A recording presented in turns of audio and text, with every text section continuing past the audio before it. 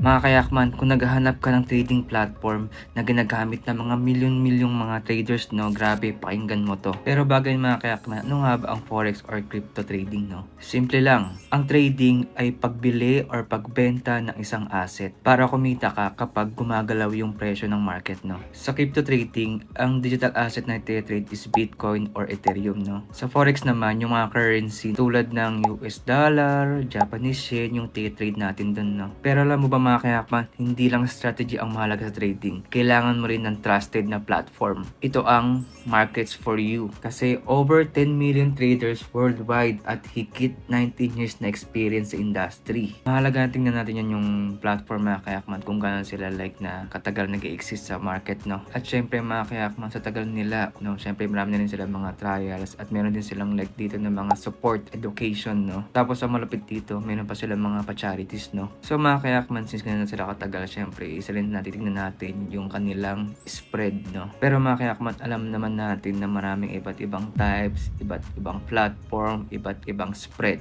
Pero nagmamatter lang yan yung sa transaction cost. Kumbaga, kapag papapalit ka ng pera to peso to dollar sa money exchanger, kumbaga makikita mo dito kung sino yung mas mataas ang value pagdating sa pera mo. Kumbaga mga kayakman, no, kapag nag-trade ka, kunyari negative 20 ka agad, no? Pero sa ibang platform, negative $10 ka lang, no? Kasi nga, dun nag-matter yung spread. Kumbaga, cost yun ng per trade mo. Kaya isa rin sa tingnan natin yan sa mga broker, no? Kaya dito sa Markets for You, 0.1 pips for cost-effective trading, no? Ano pa ba merong features dito sa Markets for You, no, mga kayakman? Meron silang news, fundamentals, at mga vlogs, no?